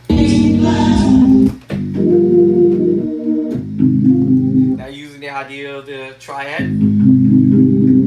or the major 7 voicing, major, minor. They create the major 7 voicing, but we're using the idea of the sus4 voice.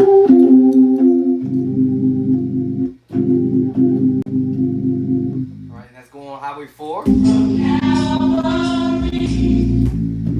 I'm not sure if you're doing butter or butter. See?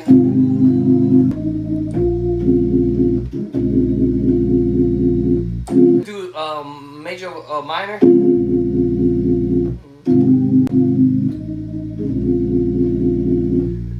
I'm trying not to carry the melody at the top.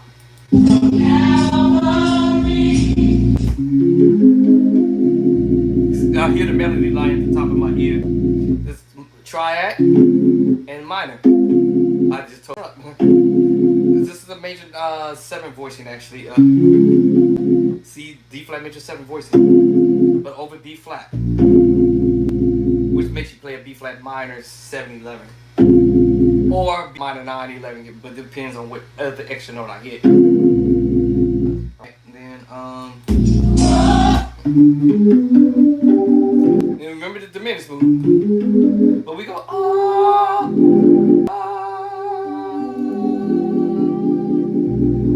we're going to find that. And then we're going to the 6. All right, we're going on highway 6 now.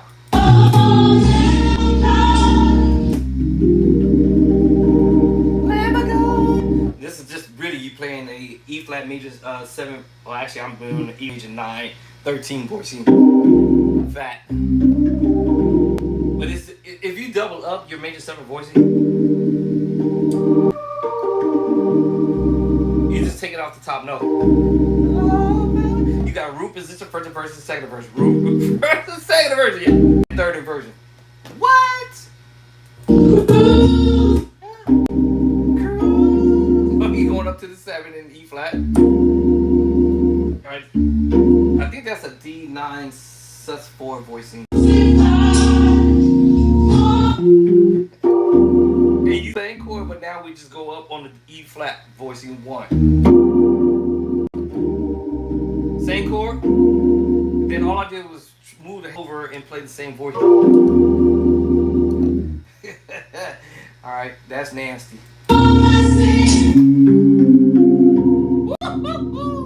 Yeah, I told you, the tritones in chapter 8 and also in chapter 18 in my very first book, Play by Sight All Day. The 7 sus4 scene is in same book, chapter number 5. Let me make sure, because I always get them mixed up. The major 7 is chapter 4. The sus voicing is in chapter 5. I'm right. I do get my look at the contents. This is gonna tell me what chords I'm actually playing. First of me, I haven't opened up the whole. I can actually listen to this and say, okay, hold on, where we go? What kind of chord is he put right there in this song? All right, what kind of chords are applied in this song along the way? E flat. You move the pedals up to the 3. E flat. You move the pedals up to the 3.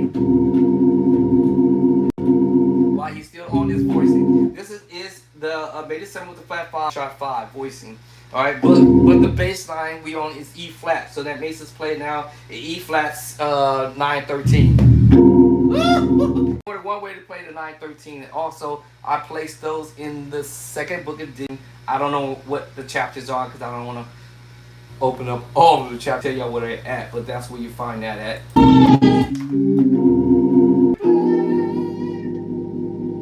To the 4, so we went to 1, highway 1, up to junction 3, then now we're back on highway 4. He's using his what's unique about musicians out there. They're changing up chords on the 1, 2, 3, 4, 5, 6, and 7 every time. They're not playing the same chords. They're coming up with ideas on what kind of chord can I switch up and do on the 1. What kind of chord I can switch up on the 2, what kind of chord I can switch up on the 3 and the 4 and the 5, and that's what's happening in this song, 6, 7. So it's going to the 4, 3, 5. So he went to the 1. Earlier we was up here on the 1 high. Then down to the 1 low.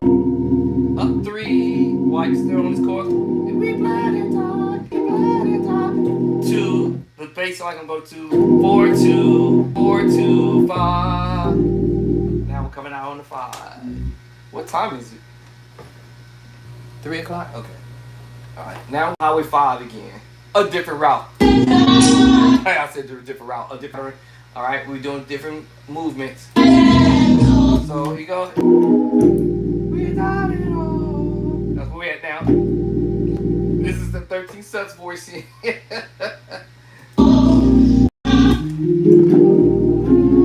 Alright, B flat minor 9, 11. Hold it on the 5.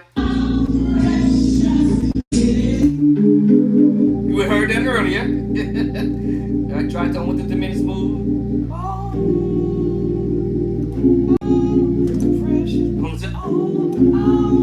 I forgot one chord before. Hold on, my bad. So the 13 sus. Alright, minor 9, 11. B flat minor 9. Then he goes to the A flat. That means just back to the 13 sus voicing again.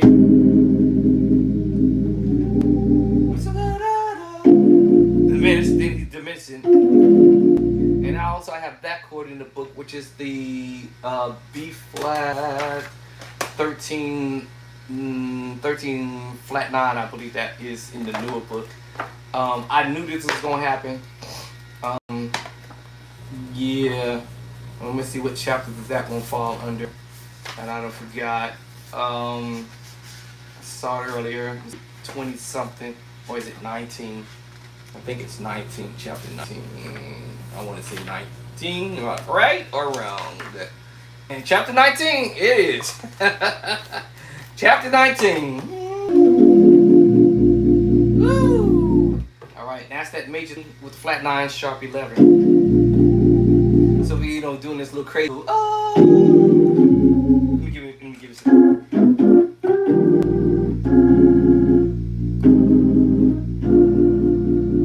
So he's doing all these 4 chord movement. First chord, second chord, third chord, fourth chord, all on the 5. Then he comes out on the 1.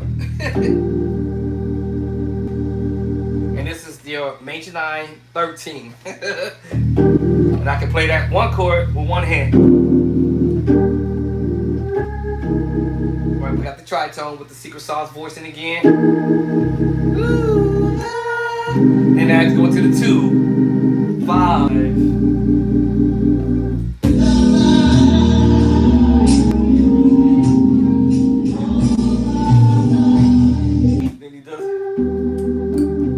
On the 1 and E flat. What? This is a triad.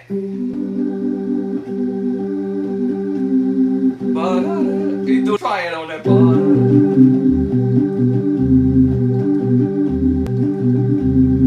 On the 1. What? Back to that same. But you're fancy. And doing that on the 3, just doing it a little bit fancier with the G minor 7, 11. And now we're taking another chord voicing on the 4. Double 7 voicing. A flat.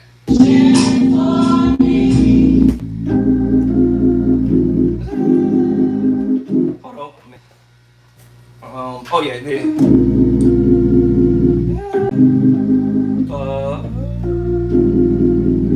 I think he was still holding it. I feel like he was still holding his voicing.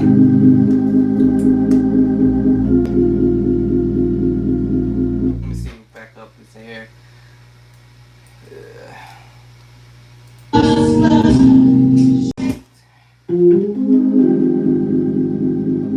And then that's on the 4. And then he went back to that same voice.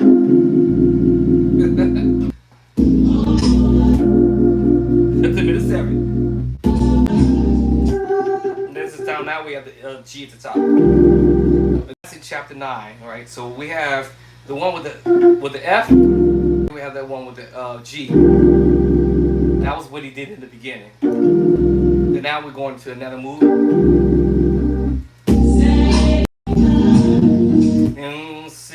5, 4, back to.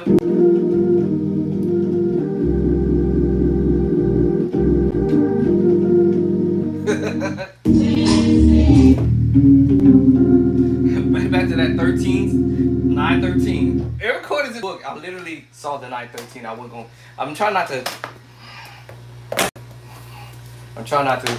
put everything out there, but I'm just saying, so you're gonna know that these chords are in there. So 3, 1, 3, 4.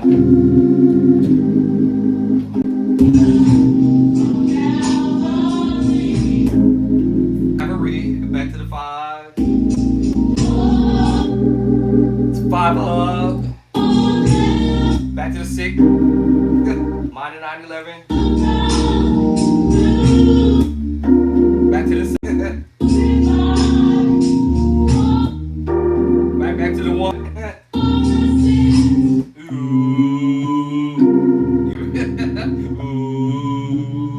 You're smooth with it though. I ain't gonna lie. And he's just repeating. So he's going 4, 3, 5. Right back to the same chord movement. This one. You switch up. Alright, this is now you using what we call the sus voicing.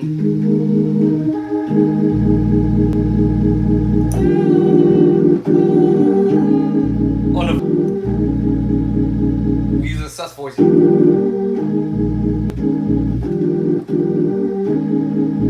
And he's going to do the triad. That's the next one. Fresh. Then you can drop down to the minor.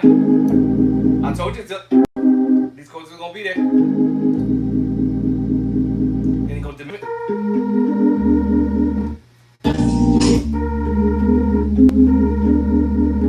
and go to the 1. That was 7.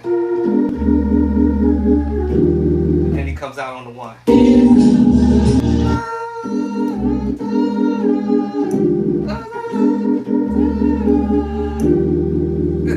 And it ends it on the 1, which is the E flat major 9, 13. Actually, am I playing the 13? I lied. Major 9. If I would have hit that C, that means 9, 13. You're gonna hear this chord a lot.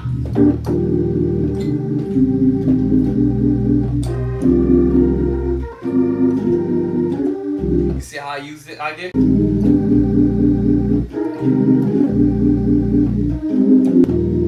I don't have to use this in context anymore. I can actually do it my own way or whatever. And do so. And be correct. Oh.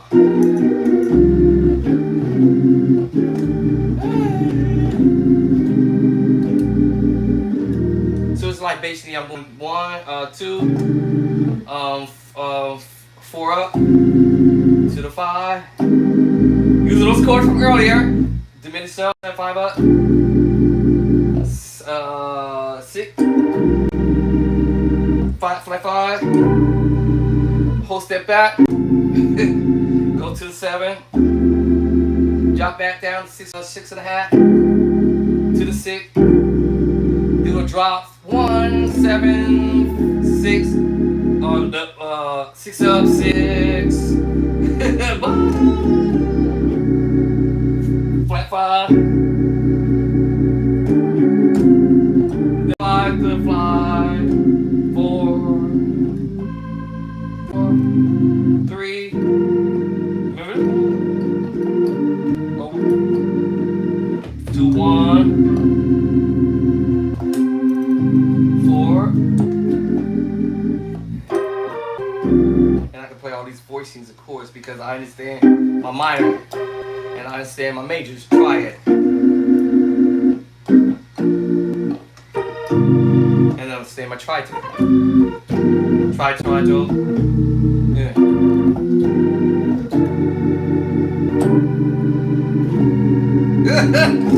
Woo! Tritone. And slide up. I don't call this a slide. You just whole step up.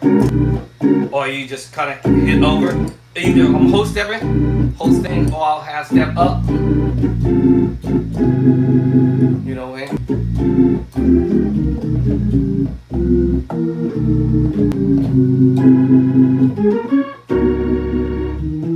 Tritone. Tritone. Tritone. These are your triads. Triads over the major 7 voices. Whether you're doing the third inversion, root position, first inversion, second first inversion, whether you're doing the second or third inversion. If I throw, that's harder. That's a little harder to do, but and just create what I call a pattern. Right. So once chords all locked in, my triads. Okay, I got the diminished move going up. That's chapter. The minor chapter 3. That's chapter 2. Then the new chapter 7. Chapter 7 or 8. Another one, chapter 11. No, I'm sorry. I keep saying 11. Chapter 17. All right. Back to chapter 7. And then go D minor 9, which is in chapter 9 in the first book. And create these moves using the tritone in chapter 8 and using the idea, I guess I could go and do a partial of the triad. But this is augmented, but it's also triad. Augmented triad. Woo. If I can spread the voicing out, the chord, the triad out. Inverted. I want to put it. Oh. And C with sauce chords, 7 4 4.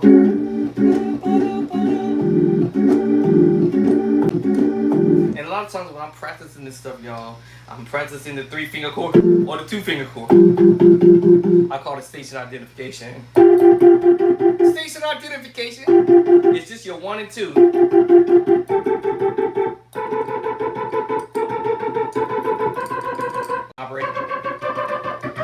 Or I do the 3-finger chord. I call it the 1 2 1 2 3, and play the triad or the minor voice. You can go augmented. You can transpose to another chord, or go when I say use another chord. You can do all kinds.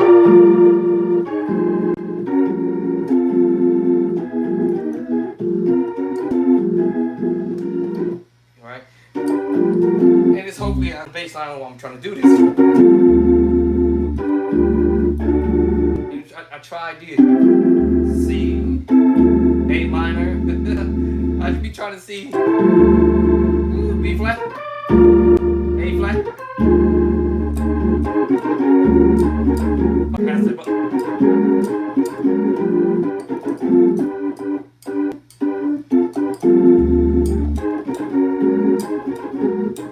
Triad.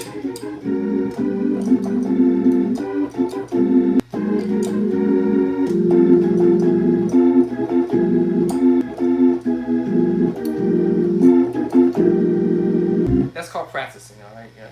So you just taking ideas and you just moving the ideas that I share in my book, play by sight, and that's how I'm developing these moves. Like I said, I can play whatever chord I'm learning and move them from to the other. We can go to B.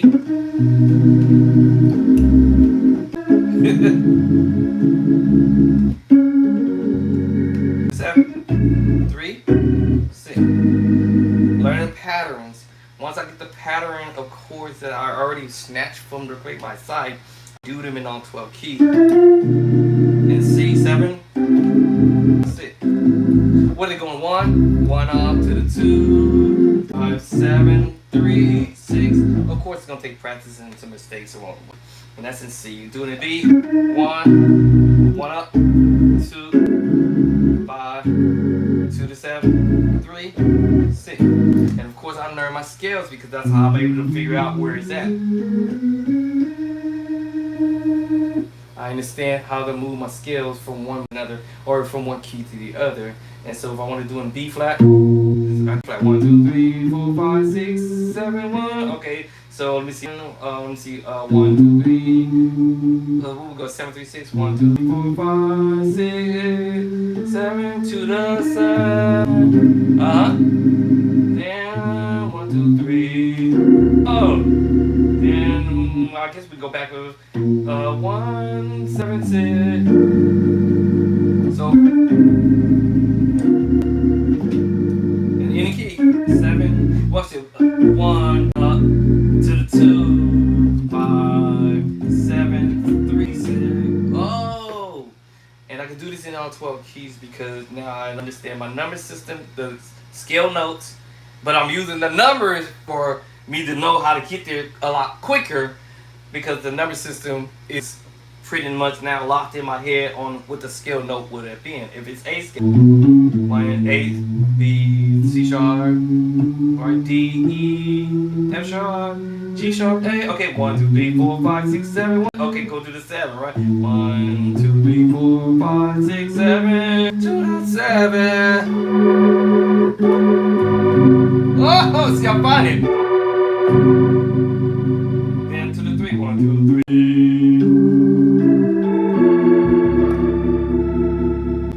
So I got the first one. Then go to what? 7, 3 to 6. 7, 3. 1, 2, 3, 4, 5, 6. 7, 3. See it? Okay, now you probably say, hold on, wait a minute, Bishop Drayson. How you figure that out? Because we still. Okay, well, you have to learn chords. That's the game plan. Once you learn the chords from the play-by-sight, you'll find where to put that chord. And what I said was, as soon as you hit the chord, you're gonna be looking for that bass. Nope. Nope. Oh, there it is. We go to the next chord in the book. Alright, you find the bass line. Oh, there it is. And then the next chord you find. Yes. Yes. So that's how you will learn chords. What to put on 1, what to put on the 2, what to put on the 3 and the 4 and the 5. I just wanted to make clarity on them stuff that I see people be doing videos and they be playing these chords. They be playing a lot of nice chords, but they won't explain it in much more detail. For somebody who already advanced, well, I don't want to say the word advanced, but somebody who's kind of already have an understanding on how this works, that video channel will be great for people who already kind of have the idea on what's happening. But I'm trying to make my channel to fit for the people on all angles. Where you brand new to it and you kind of already playing and you already been playing, and I'm trying to make my people could understand, like, yo, if I'm gonna play the 7, 3, 6 voicing and 1, 2 up, 5 up, or whatever kind of chord it is that I need to put wherever. I'm trying to make sure that you guys understand how the play-by-sight can help you work what you need to do. So if I'm listening to stuff, what kid?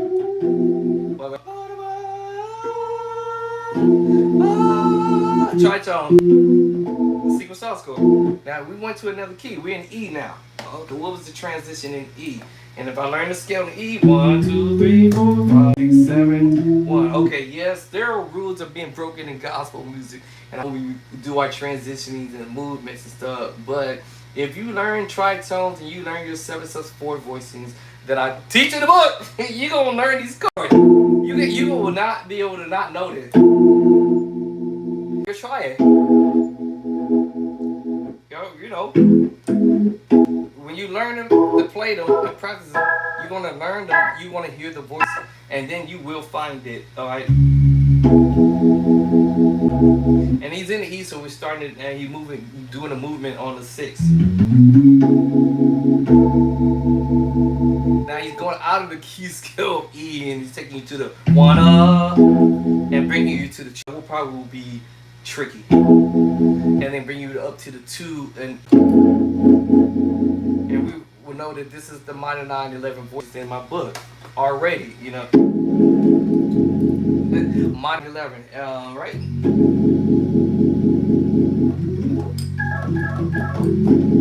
And remember, it's about those 3-finger or the 2-finger chord voicings use with the triads or use with the major sevens or the major nine voices, because we like to play nines. Major seven voices, don't get me wrong, but we also like to color it and hit you with that nine. However, this is a mismatch voicing technically. It's really technically two major chords mixed together at seven. E triad, A triad. Adding what we call the two to the voicing. So this would be an E major add two voicing. But in the right hand is a major 7 or A major 9 voicing. Mixed with the triad. But that's why I call it the 3 chord, even once you get to understand on how these guys be doing it. Alright, y'all, this is your Bo Bishop Tracy. I'm going to take a time out, but I just want to come in and just kind of give you guys an idea on how you can listen to stuff, listen to musicians doing stuff, listen to the, or we call them the heavyweights, or the heavy hitters, or the musicians who play better than us, or myself, or anybody else, because I am not on that level of where these guys are at. However, I can get there if I practice on what I'm listening to. So you practice what you listen to, but you will definitely learn these chords from my play-by-sight books, because I am already aired them out there live on Amazon. So my books are actually blazing right now. They are off the, I call it off the shelf right now this month. So get yours now if you hadn't already gotten your copies. For those who already have your copy, you already know. You already know it's over. I can't wait to hear some of y'all be blazing some dope chords, though, because that's just gonna even fuel me the more to keep dropping more dope chords in my next books. So I might end up doing a total of 6 books. Right now 2 is out live, and my third one, like I said, want to get the money in my pockets one day, and hopefully I might be able to drop it this year. I might be able to drop 2 this year or 3. I might even get a spot and do this year before the end of this year. So pray that I don't get sick and not my blood, and I can get well moving forward. I'm still recuperating or recovering from some of y'all probably trying to figure out where I'm sick from. I had pneumonia, and pneumonia turned into valley fever. Valley, V-A-L-L-E-Y, fever.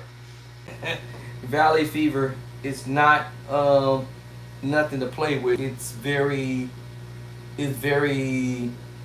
can be very deadly, if you don't get treated. And I'm not gonna go into all of that. I did write a book on it. I haven't published it yet, but I did write a book with regards to valley fever and my little experience behind it, but I haven't published it yet. And but I may go ahead and publish it sometime soon. But yes, valley fever was triggered pneumonia. I had walking pneumonia and I didn't know I had it.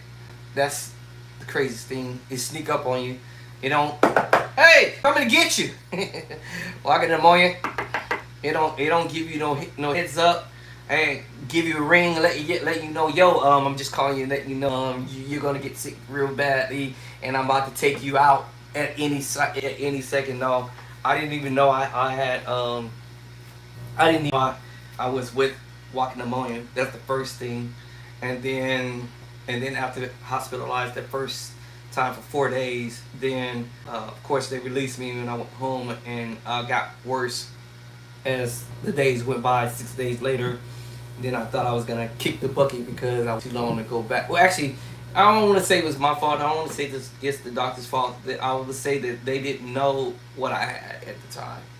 Neither did I, but I knew that something wasn't right even after being hospitalized for 4 days. You would figure I should be turning around and getting better. But anyway, ended up going back 6 days later. And then that's when another doctor, the respiratory doctor, came in and said, hey, I've seen your chart and I've seen some cases similar to yours. By far, I would say yours may not be as worse as others, but yours was at that borderline. Had I not came back to the emergency department to be seen again. But I knew I needed to get back because I was so weak that I couldn't even walk. Like I was literally paralyzed, my hip down. That's what made me say, "Uh oh, something else is happening." And then I couldn't put my finger on it. So anyway, he came in and it's like, "Yo, you have valley fever." It was to a point, y'all, I couldn't even talk and I couldn't walk. That is how bad it was. It was my speech. I could think, but I couldn't speak, and I couldn't walk. And I was like, "In the world?" And it was extremely painful. Um, but it originally attacked my lungs, and then that's when they was like, "Okay, you ain't going home anytime soon." So, yeah, that was the second time. Third time, um, they hospitalized me somewhere else for another type of procedure that the doctor thought I had something else going on. But spent 4 days doing that at a hospital. Then they brought me back, and then I ended up coming back to this hospital while I live right around the corner. And then they re-hospitalized me again. It was like, "Yo, you're not leaving anytime soon again," because it became very aggressive to the point I couldn't walk and I couldn't talk. And not could I think. I was like, I could think. Well, when I say the word think, I couldn't process certain things. It was like, this is terrible, the worst of the worst. And so basically, what they were saying was, had I had it treated in the very beginning when I got sick with pneumonia, but the doctors didn't know I had valley fever at that time. They only found out after I was hospitalized or discharged the first time, and then I went back the second to ER, and that's when everybody's all serious now at this point. "Oh man, this is serious, man." And I'm like, "What?" This is nothing I play with. Some people cure in 3 months. Some people cure in months. People will cure it in a year. Some people will cure in 3 years. Some will go 5, and some will go 10. It all depends on the severity and how far you allow the infection to spread about your body. So mine went from my lungs, and then it left my lungs. Didn't even go to my brain. Praise God. But that would have been probably worst of the worst. From my gathering, is it gets in your brain, it's a wrap. But yeah, in your bloodstream, all that kind of stuff. That's when it gets over the top. Now, some people has died not because he breached their brains, but they have died because they didn't get it treated.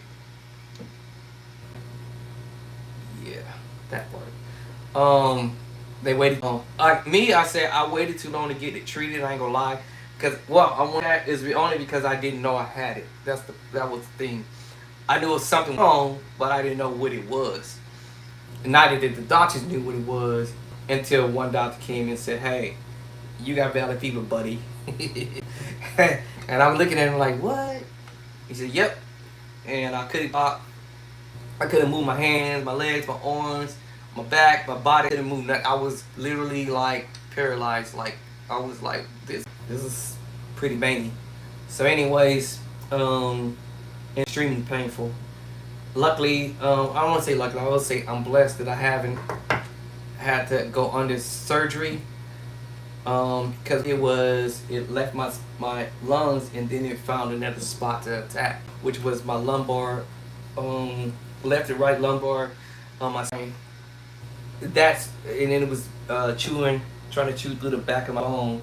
Not this. Let's say this is my back here, like my back side, but I have a backbone that goes on the inner part where your stomach is on that side, and it found a way to go in that way, and it was breaking off the bones, and it was trying to crack through, well, it actually caused a crack in the bone, which was extremely painful, and was trying to go into the bone because it was trying to get away from the medication that I was on that's supposed to kill this infection. So it definitely did a number on me,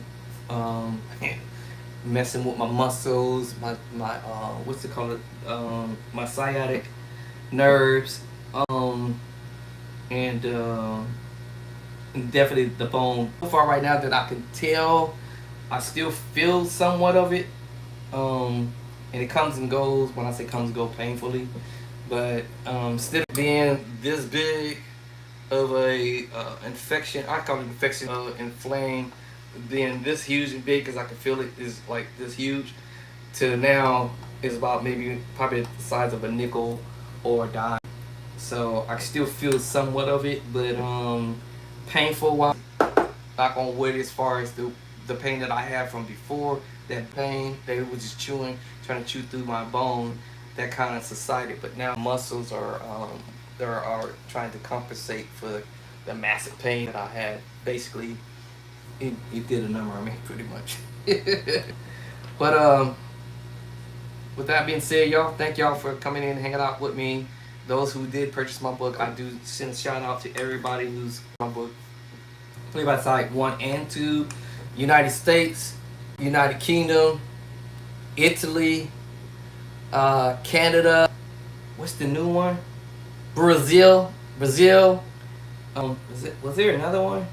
I think those are the 5 that I've seen so far right now in my stats that has purchased my book. So I'm giving a shout out to the United States, United Kingdom, everybody who's in the United States, in the United Kingdom, Italy, France. I'm missing one. I got London was there. London, Canada, Italy, United Kingdom, Brazil, United States. So my book is pretty much gone worldwide and not nationwide on your side. Nationwide. It's worldwide. My book's is nationwide at 16 different book publishing company platforms around the entire world. And I don't remember all the names of the places, but of course, like Amazon, one of the biggest corporation companies in the world, and then um, what's the other ones? Barnes and Nobles, and all of this other base cloud library. Um, well, I can't remember all of the names. I'm sorry, y'all, but it's my book has gone to like 17 different platforms already. It's probably a lot more other platforms it has already reached, but this one is responsible for sending my books to these different publishing companies around the world. So thank you guys for grabbing your copy of your books, learn from it, and like I said, I would love to hear some of you guys. Shoot me a video doing something with it in my DM or whatever. If you want to email me it as well. AlonzoDre@yahoo.com. Yeah, but yeah, DM me. I don't want to tell y'all to call me because y'all be flooding my phone. Yeah, Dre, my phone will be ringing off the hook and I will get no sleep. But if I was retired and I had money for retirement ready, I was supposed to retire within my 15-year terms, but I got sick in my 13-year term 2 years before. So that pushed me behind because I had to do some things with my retirement. And so now I have to pay that back to myself, of course, because I borrowed some money against my retirement. So now I got to pay that back because I was out sick for almost a year and a half. So I had to pay that back to myself in order for me to retire. But yeah, so now I feel like I got to push a whole nother 2 more years, 2.5, or maybe 3 years to finally retire. But I really thought I was going to retire this year, which would have been 2026. But yes, I got sick 3 years earlier. So that threw my whole momentum off there. But yeah, but anybody out there who's rich, you want to donate to me, you're more than welcome to donate some money. Somebody hit me up and said they wanted to send me something, but I want people. I want y'all to know I'm not asking for y'all money like that. That's not my personality. I don't beg any money from anybody.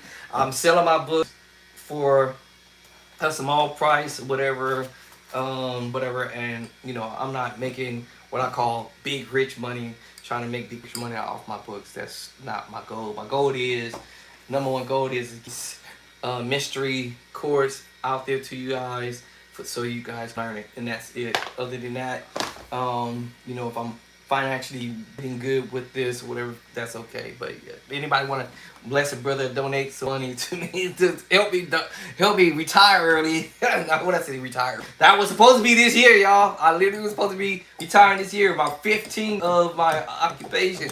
15 years, 15. I was gonna retire 15 years in 2026.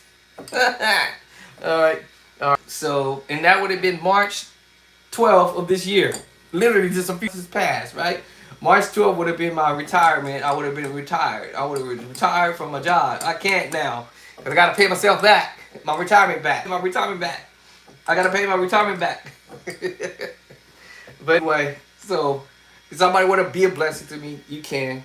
My Cash App is and again, I said this earlier, I'm not the type of person who be asking for money or begging people for money. But I do have a Cash App, I believe, I think. I only used it maybe, I think my Cash App was only me once, I think. But I do have a Cash App.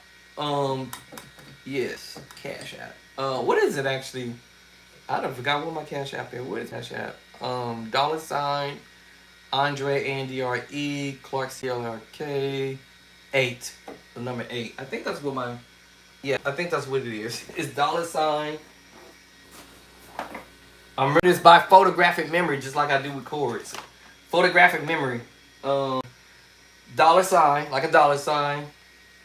Capital A, lowercase N-D-R-E, capital C, lowercase L-A-R-K, and 8. Not spelled out 8, but the number 8.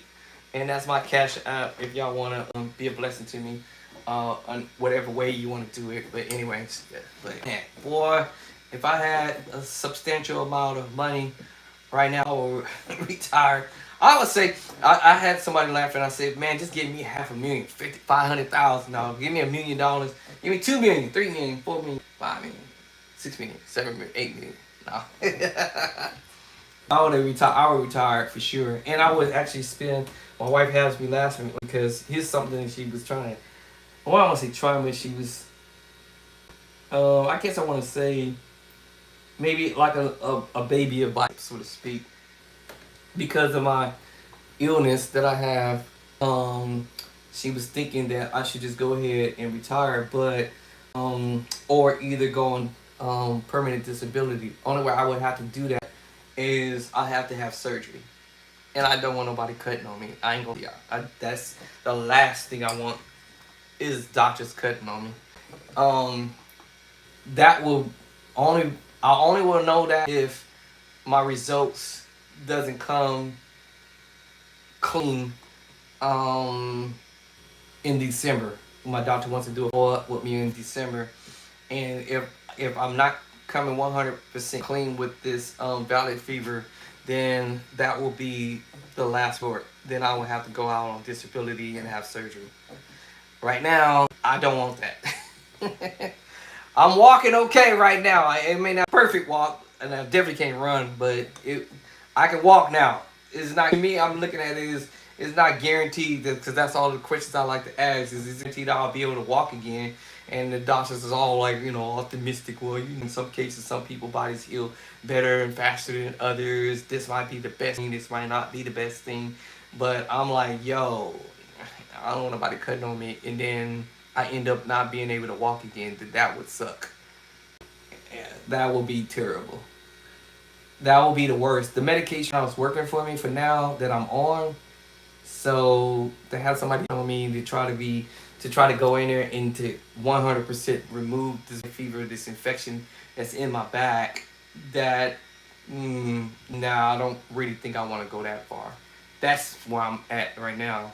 So y'all pray for me that I don't have to go that far, but it will be definitely a quick fast. I won't call it a quick fast retirement for sure.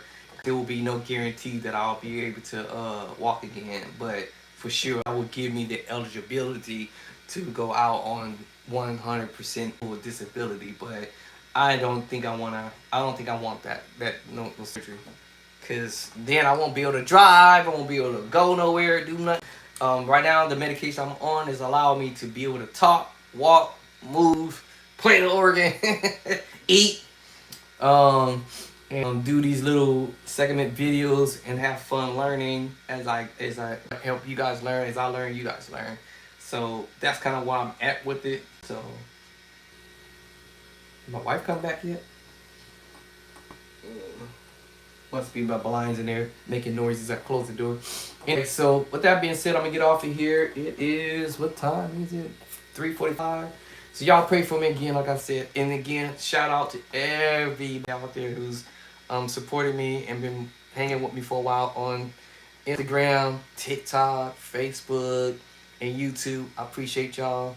And I catch y'all on the next videos. You guys have a nice day, evening, morning, night, or whatever it is you're at in the world. And I appreciate y'all. And super much love, everybody. We out.